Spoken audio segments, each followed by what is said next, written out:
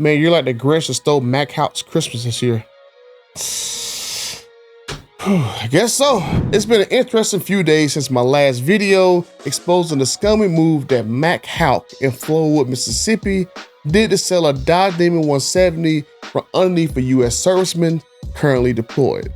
They say there is no honor amongst thieves, and in this video, that's only putting it nicely. Because what if I told you that a general manager from another Mack Haik dealership has put his 2 cents into the situation, he keeps editing all his posts, and he still refuses to apologize for his comments. I've also learned that Mack Haik, their corporation, they instructed everyone to keep quiet over the situation because a simple thing is going to blow over like last year. But their employees have a different story to tell.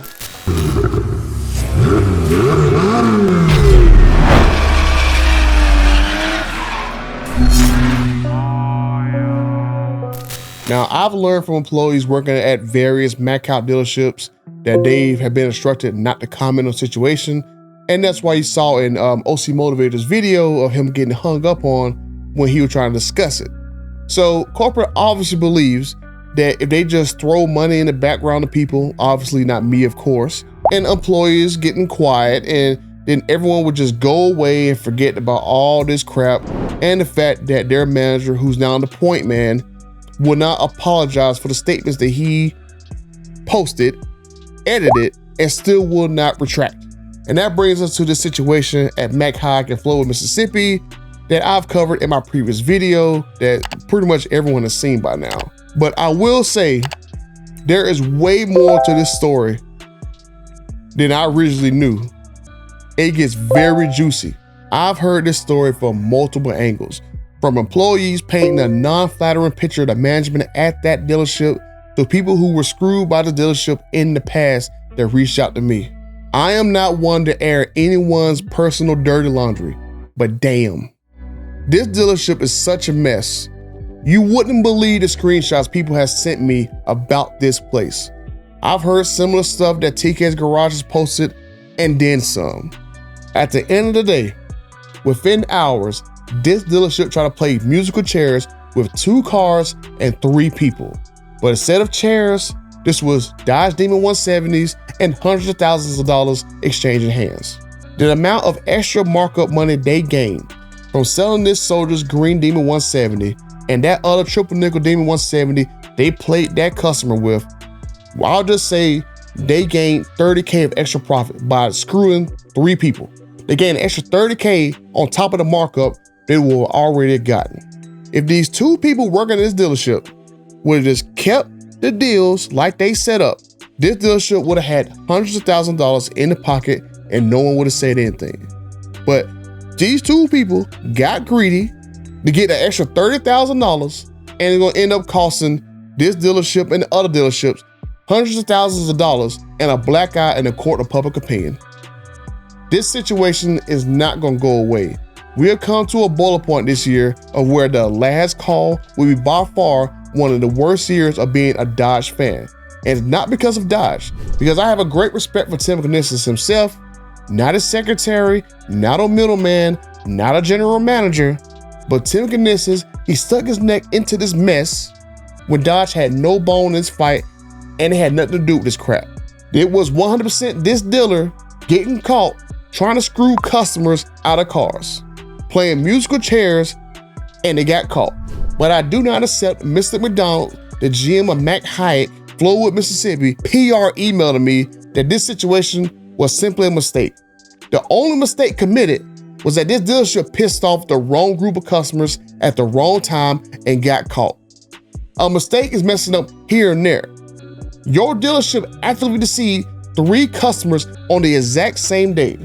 Y'all knew someone was en route for 8 hours to buy that triple nickel Demon 170, and you sold it anyway because you got greedy for more money. If I was that customer, I would be highly pissed off that you sold a car that you knew I was coming for.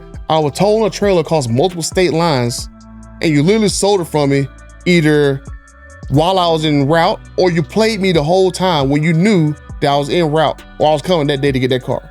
And to make the deal right, they sent him another person's car, the soldier, for more money on top of that deal. The last I checked, when someone makes a mistake, you don't end up with tens of thousands of extra money. The person that bought the triple nickel car, you could have returned his money like Rick Hendrick did to me earlier this year when he screwed me out of a Demon 170. And I'm supposed to believe that all this was a miscommunication and a misunderstanding. But hey, guys, it gets better than this. 6 hours later after this PR statement, another GM from Mack Haik, the same one from Houston that weighed in on the situation. And I'll say this, if you want to post that I'm a third-rate YouTuber and I post half-truths, well, allow me to retort, Mr. Lagrange. You try to discredit this soldier and this situation. And remember, guys, he edited every comment he has posted. He edited this comment, and it is still bad. So I can only imagine how worse this comment was before he softened this one. And this will be a common theme of him changing the story. I've learned that Mr. Lagrange, you are Mack Haik's top moneymaker GM. I learned you formerly worked at that Flowood store years before this happened. I've also learned that you are buddy-buddy with Mr. Terry Shields, the CEO of Mack Haik. I found out, Mr. Lagrange, you were brought in to fix the situation because Flowood Mack Haik store tried to screw another customer out of his car, a cinnamon stick Demon 170 that has not arrived yet, that hasn't had a window sticker produced yet. And I also learned, Mr. Lagrange, that you had to offer up your white Demon 170 at your store to help fix this situation. So now you're out whatever the markup money that you're trying to charge at your dealership. So Mr. Lagrange, how am I doing so far for a third-rate YouTuber posting half-truths? But I want everyone to know, I gave Mr. Lagrange every opportunity to clarify his comments before I made this video. I've talked to everyone involved, the customers, the employees, ex-employees, people within Stellantis, and everyone's painting a very clear picture. There is something fundamentally wrong within the Mack Haik Automotive Group.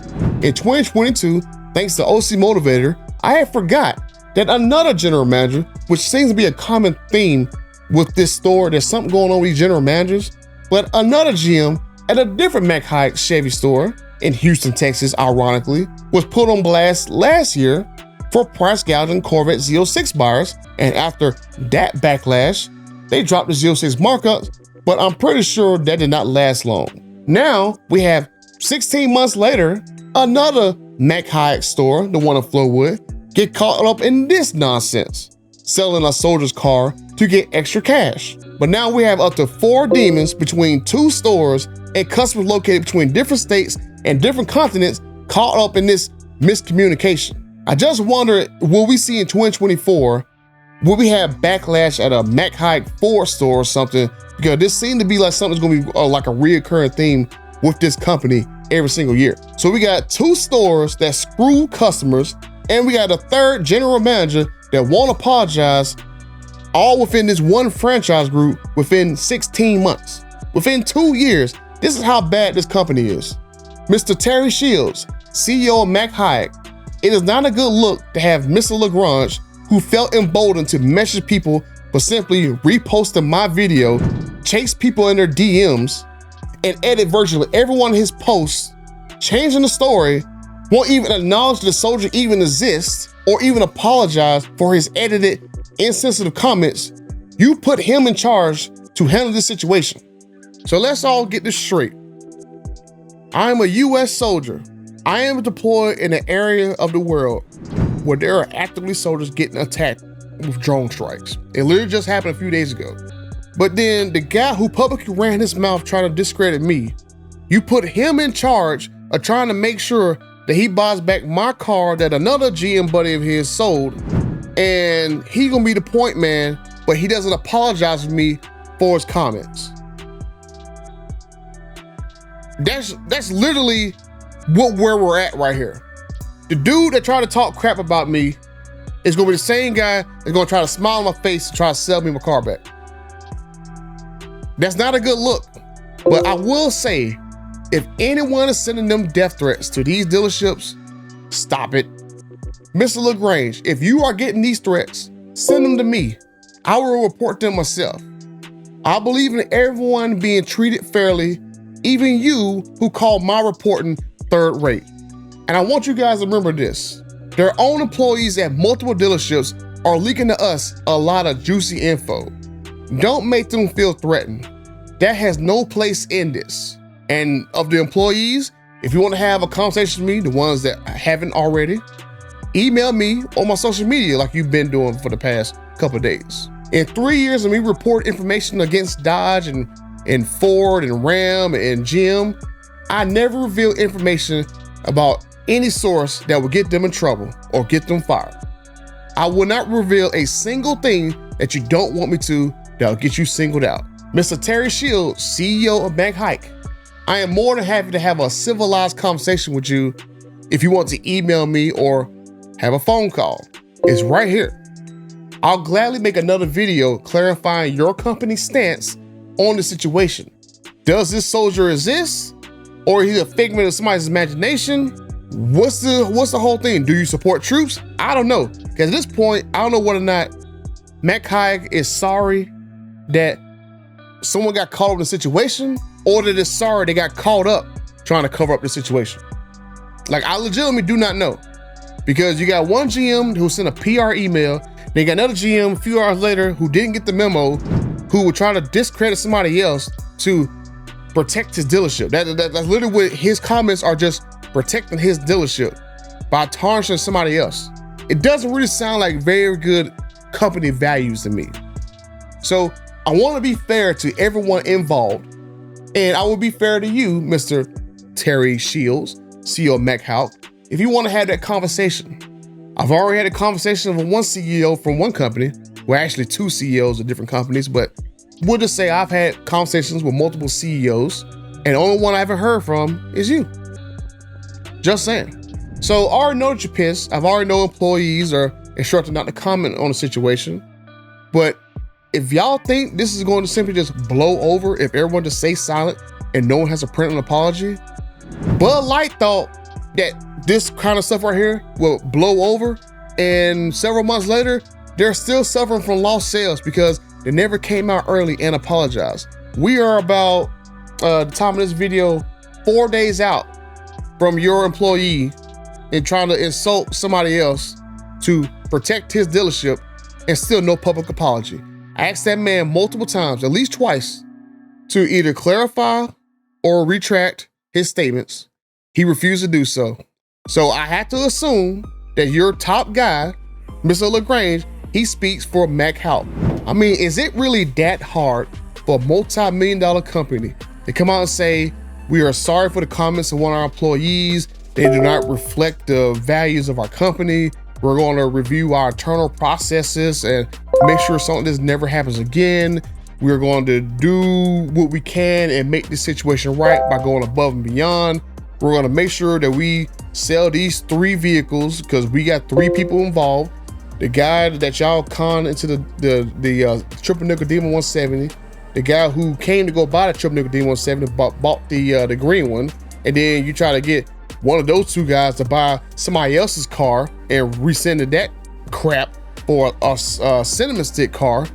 So we're going to basically sell dealer costs to all 3 of those guys, give them like a 7-year extended warranty, and we support our U.S. troops, blah, blah, blah, and we'll try to make sure this never happens again, yada, yada, yada. I mean, the longer it takes for y'all to get to this point, just the worse that it is going. I mean, I've already heard that a couple of newspapers are, why am I getting an Amber Alert? I've already heard from news outlets that want to report this story. I mean, I already know the ones that called you guys. You don't even know what the ones that's calling me that I haven't kind of given my statement to yet, because I'm involved in all these different parties. So I'm just saying, if you want to give me, the person who broke this story wide open, give me a statement or something like that, I'll be more than happy to be fair and give you an update video. So I just want to leave this video just by saying, again, Mack Haik Group, if you truly want to make this situation right, in my personal opinion, those 3 customers got caught up in the situation, I would basically give them all their markup money back, because I know exactly how much money all of them was charged. I'll basically sell all 3 of those cars at dealer cost. That way you don't make a single penny on that transaction. Any of my other dealer buddies out there, Let me know how much money it is between how much money the dealership make and how much MSRP is. I'll be happy to go post that number, and that's how much money that you should not make on this deal. You should not make any profit for doing this. Your GM got caught. Own up to it. Don't make a penny off of this and move on. So let me know what you guys think. Will this situation simply go away? Or has the brotherhood finally taken a stand against these dealers who do this crap to people and we're just fed up with it? Make sure you leave this video a like and subscribe to the channel if you already done so. And until the next time, thank you guys for your service. And it's not that hard to say. Just saying. Hi everybody. You having fun? This turnout is unbelievable. My God. We said we're gonna throw a party on a Monday night in Vegas and this many people show up. It's unreal. Whether you've been here all day watching the Horsepower Circus live or you're tuned into the live stream from around the world, thank you. Thank you for joining us. And I want to give a special shout out, thank you, to our dealers. Completely undeserved. But we could not resist sharing this very special moment in Dodge's history with you, all together at the same time. The factory, our dealer partners, and our loyal customers. Just look around at this crowd. This is the brotherhood. So, if we really are truly drawn together with common interests, I guess we have kind of a bond. And that bond was tested recently.